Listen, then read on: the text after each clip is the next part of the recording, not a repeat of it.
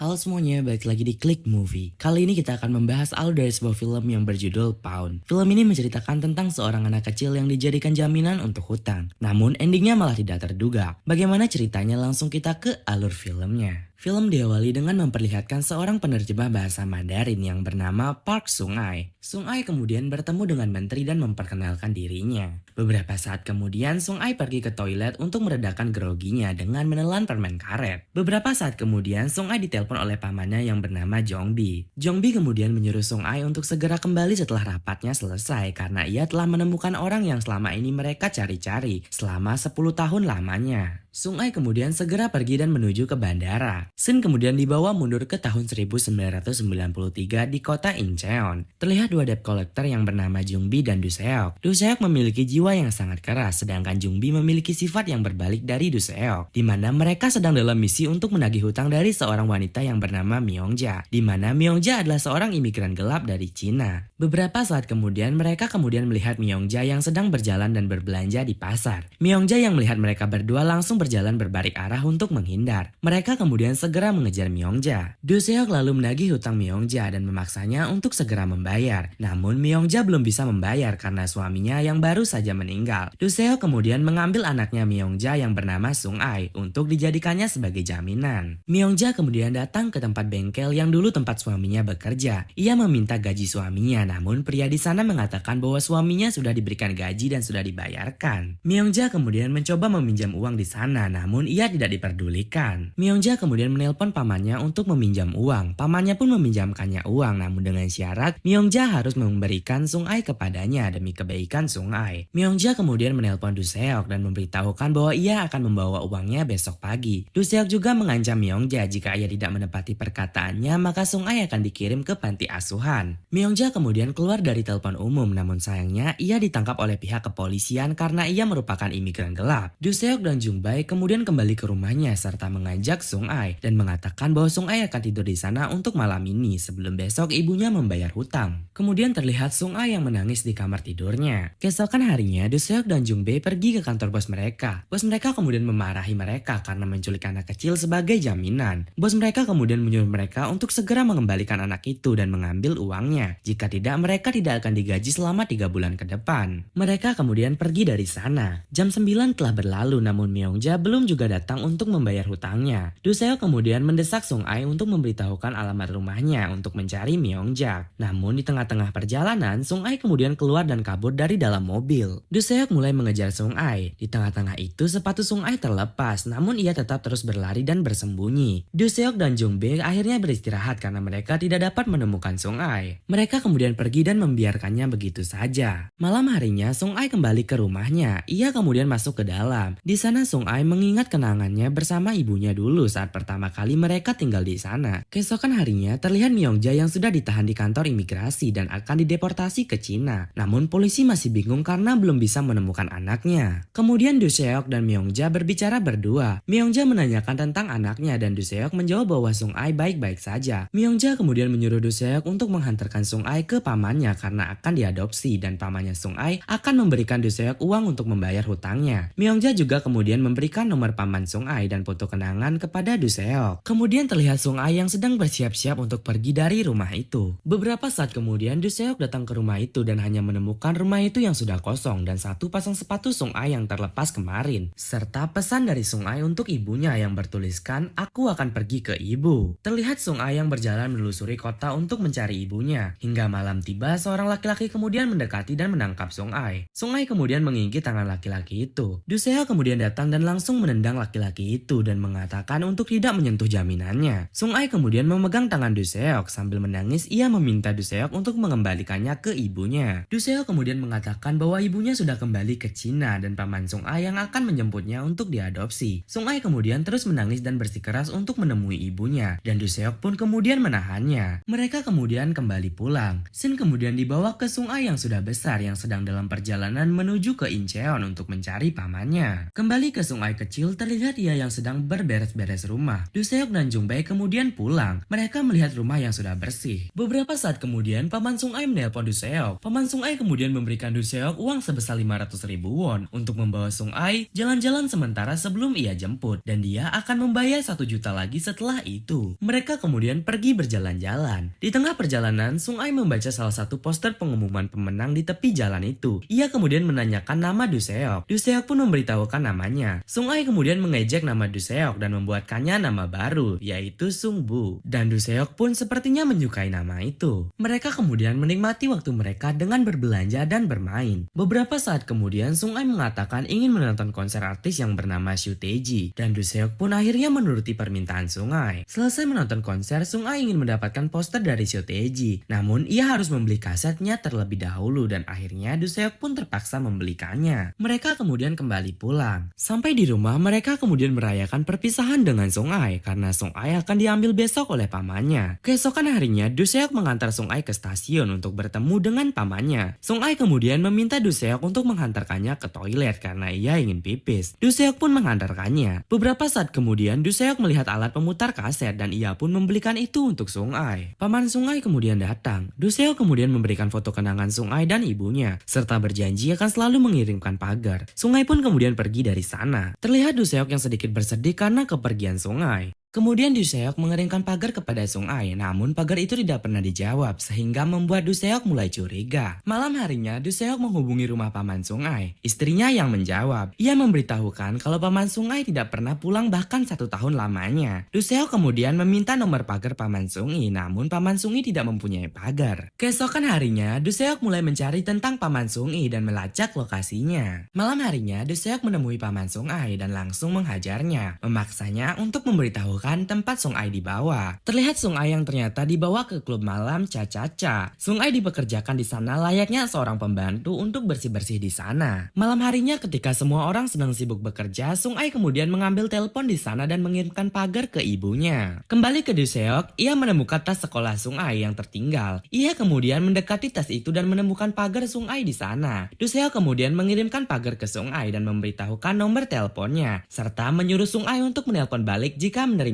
pesan itu. Sung Ai pun menerima pesan itu dan menelpon balik Du Seok. Namun nomor yang ia tuju adalah nomor orang lain. Di lain sisi terlihat Cha-Cha yang sedang bekerja di klubnya. Di sini terjadi sedikit insiden yang membuat klub itu berantakan. Sung Ai kemudian dipanggil dan disuruh untuk membersihkan tempat itu. Ketika Sung Ai membersihkan tempat itu, seorang pelanggan melempar botol ke dinding dan mengenai Sung Ai, yang dimana ini membuat pipi Sung Ai terluka. Kembali ke Du Seok, ia kemudian menyadari telah memberikan nomor yang salah karena tanpa berisi nomor area. Du Seok kemudian mengirimkan tagar ulang ke Sung Ai dan memberikan nomor telepon yang benar untuk menelponnya. Beberapa saat kemudian, Sung Ai pun menelpon Du Seok. Sung Ai menelpon sambil menangis. Du Seok kemudian menyuruh Sung Ai untuk memberikan alamatnya, dan Sung Ai pun kemudian memberikan alamatnya. Du Seok dan Jong Bae kemudian segera pergi dari sana. Du Seok pun sampai di sana. Ia kemudian memecahkan pintu di sana agar Sung Ai bisa keluar. Cha-Cha kemudian terbangun karena suara berisik itu. Du Seok pun kemudian mencekik Cha-Cha karena kesal. Ia kemudian bertanya berapa dia membeli Sung Ai. Cha-Cha kemudian menjawab 4 juta won. Du Seok kemudian memberikan nomor pagarnya dan menyuruh Cha-Cha untuk meninggalkan nomor rekeningnya di sana. Dan Du Seok akan mengembalikan 4 juta won itu besok. Mereka pun akhirnya kembali. Keesokan harinya, Du Seok menjual mobil mereka untuk membayar tebusan Sung Ai. Du Seok kemudian berkata kepada Jong Bae akan merawat Sung Ai sementara sebelum mereka dapat mengirim Sung Ai ke tempat yang tepat. Sung Ai kemudian terbangun dan melihat pesan yang dititipkan oleh Du Seok. Shin dibawa kembali ke Sung Ai dewasa yang telah sampai di kota Incheon. Ia bersama paman Jong Bae sedang menuju ke rumah sakit untuk mencari Du Seok. Mereka kemudian sampai di rumah sakit itu dan segera mengeceknya. Namun ternyata itu bukan paman Du Seok yang mereka cari. Mereka kemudian segera pergi ke kantor polisi untuk mencari informasi orang hilang atas nama Du Seok. Namun polisi sama sekali tidak menemukan adanya orang dengan nama itu di daftar kepolisian. Kembali ke Sung Ai kecil, kecil, Du Seok pergi ke sekolah untuk menyekolahkan Sung Ai. Namun Sung Ai tidak dapat diterima di sana karena status Sung Ai yang merupakan imigran dan tidak memiliki kewarganegaraan Korea. Du Seok kemudian mencoba berbagai cara, namun Sung Ai tetap tidak diterima. Kepala sekolah di sana kemudian memberitahukan satu cara agar Sung Ai bisa mendapat pendidikan di sana, yaitu